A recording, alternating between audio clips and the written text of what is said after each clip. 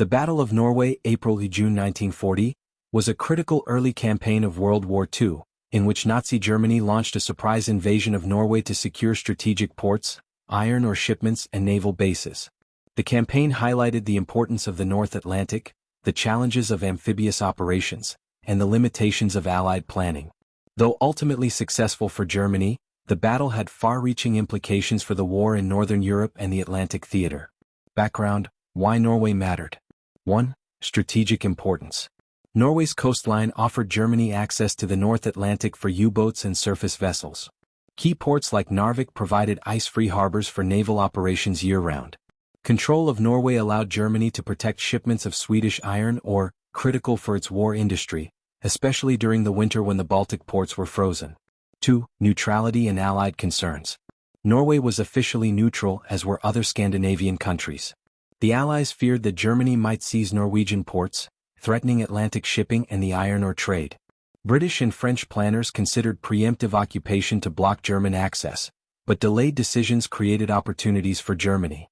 German invasion, Operation Weserübung. On April 9, 1940, Germany launched Operation Weserübung, simultaneously invading Norway and Denmark. Denmark surrendered quickly within 6 hours, due to its flat terrain and small military. Norway, however, offered mountainous terrain, fjords and coastal fortifications, providing a more challenging defense. 1. German strategy.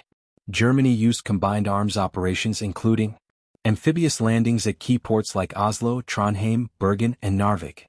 Airborne assaults to capture airports and facilitate troop movements. Coordinated naval operations to escort transports and support ground forces. Surprise and speed were crucial. Norwegian defenses were thin and scattered, leaving the country vulnerable.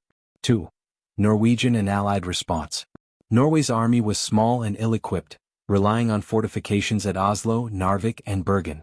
The Allies, primarily British and French forces, attempted to land troops to support Norwegian resistance, focusing on Narvik and the Trondheim region. Norwegian resistance, combined with harsh terrain and winter conditions, initially slowed German advances. Key battles. 1. Narvik. Narvik was a critical port for iron ore shipments from Sweden. Norwegian forces, aided by British, French and Polish troops, launched a counteroffensive, temporarily retaking the port. However, the rapid German reinforcements and eventual withdrawal of Allied forces left Narvik in German hands. 2. Oslo and southern Norway. German forces captured Oslo with minimal resistance, aided by parachute landings and seizing strategic locations. Southern Norwegian towns such as Kristiansand and Stavanger fell quickly, leaving the Allied defense fragmented. 3. Coastal and naval operations. The Kriegsmarine German Navy suffered significant losses during amphibious landings. The Royal Navy initially gained naval superiority, sinking several German vessels, but could not sustain long-term control due to German air dominance and logistical challenges. Allied failures and evacuation. Despite initial successes at Narvik and some southern ports, the Allies struggled with coordination, logistics and winter conditions. The rapid German advance in France and the Low Countries in May 1940 forced the Allies to withdraw from Norway, leaving the country to German occupation.